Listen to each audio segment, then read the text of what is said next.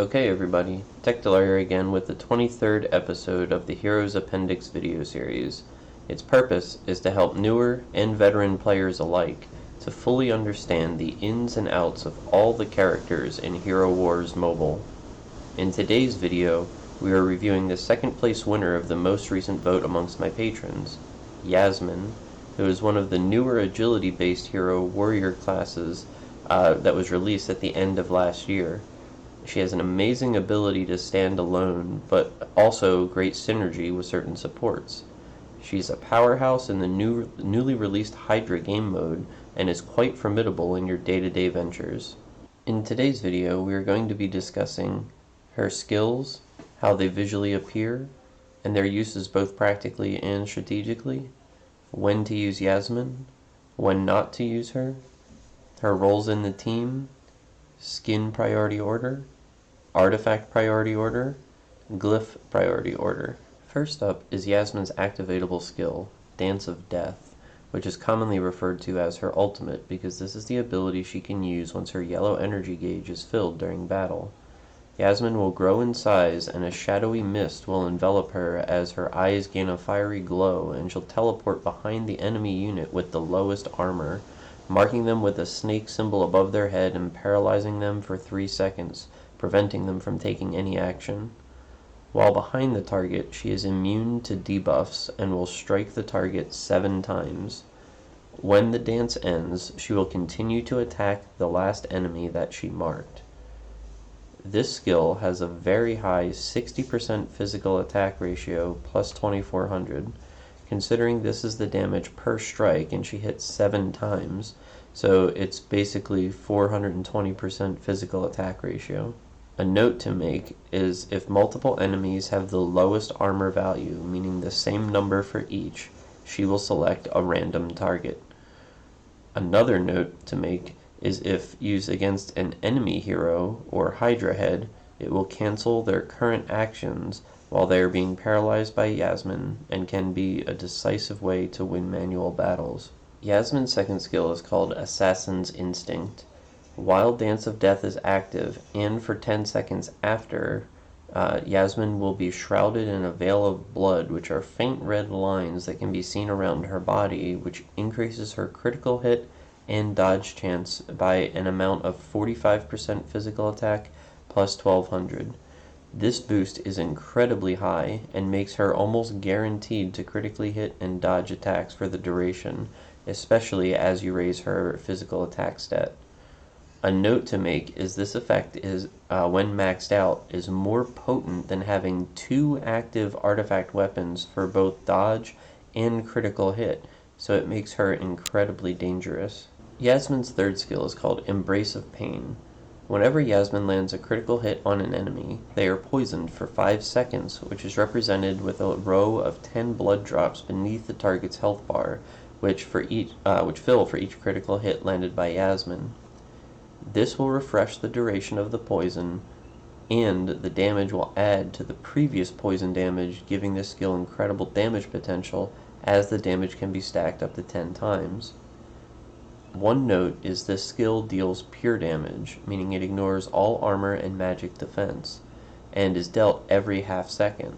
So the damage it deals in-game will show as 10% of the numbers shown in the skill description for the first stack only. Another note is this skill can be affected by physical attack boosts via nebula or artifact weapons, so you can get the damage from her poison dealing a massive amount of unmitigated damage. Yasmine's passive skill is called Unknown Toxin. Anytime a hero is poisoned by Yasmine and taking pure damage from her, this skill will block a portion of healing dealt to them. For each instance of a heal, she will block up to 25% physical attack plus 2,650, which is not affected by changes to her attack stat. This is especially effective at landing kills against units being healed by heroes like Maya and Martha, as well as Zuri's Burrow, because this will completely negate their healing effects on the target afflicted with this poison. Let's take a deeper look now and see when you should be using Yasmine. Yasmine is great at picking apart defensive lineups who do not threaten to kill her, specifically being mindful of Helios. Number 2, in position 3 is ideal for her. Great heroes to utilize as guardians for her include Tristan, Marcus, and Anvari. And also you almost always want to keep her with Astaroth to give her the free resurrection. Next up, consider partnering her with heroes who offer her bonuses to her critical strike chance, including Jet, Ishmael, Ju, and Sebastian.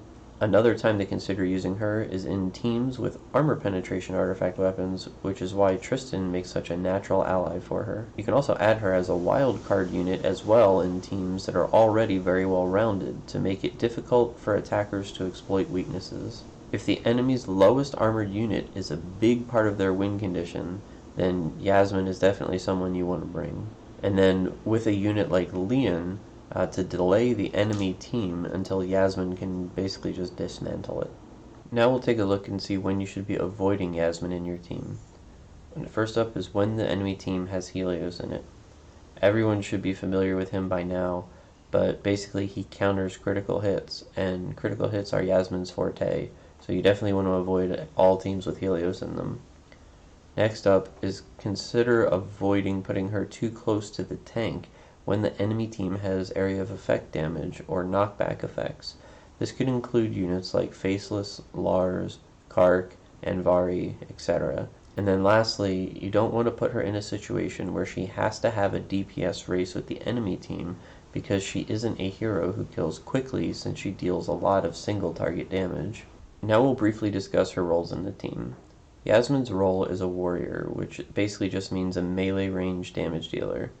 She has some extra utility by way of her heal block, and she can redirect the focus of enemy attacks away from her allies while her ultimate is active.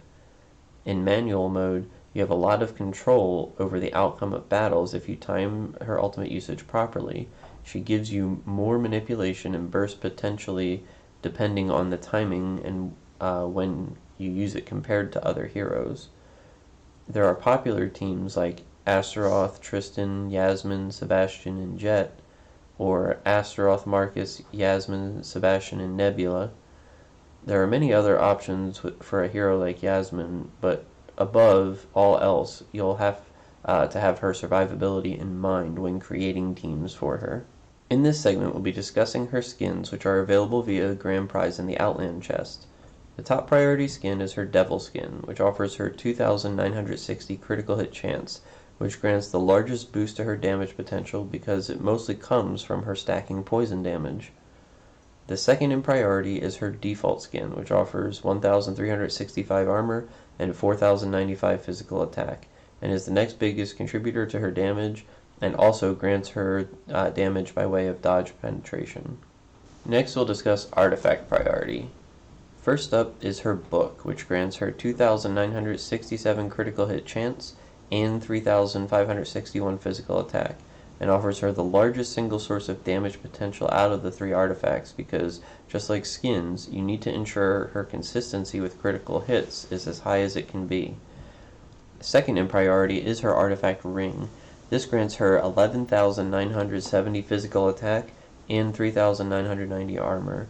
This is an important artifact to have and can dramatically increase the damage both by way of her basic attacks as well as pure damage from her poison, and grants a massive amount of dodge penetration.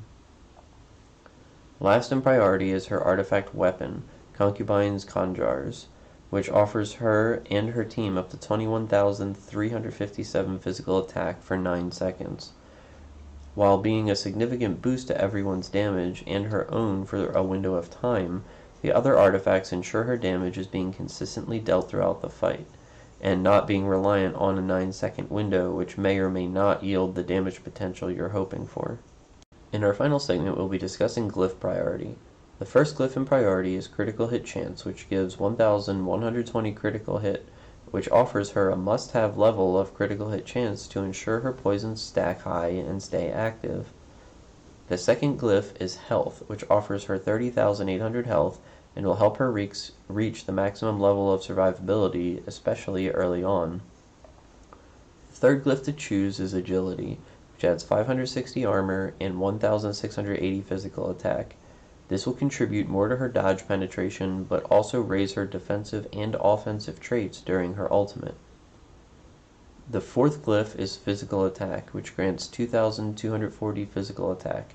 This comes next in line to help boost her basic attack damage, but also skill potential, which works both offensively and defensively during her ultimate. The last glyph to choose is her Dodge, which provides 1,120 dodge, which is not necessary for her to be effective, but it is nice to have and can help create situations against some physical teams where she will get additional dodges. But her physical attack grants nearly an equal amount to her dodge stat during her second skill activation period, as well as more damage all the time. Okay everybody, hopefully you found this video informative. If you do, please like, follow, and subscribe to my channel. Another thing to consider is recommending my content to your friends as well if you know they yearn for knowledge of the game. Since these videos are private, word of mouth is how they will get spread. Also, for a large and active Hero Wars mobile community, join my Facebook group called Hero Wars Mobile Community, The GOAT. The link will be in the video's description. Thanks for watching.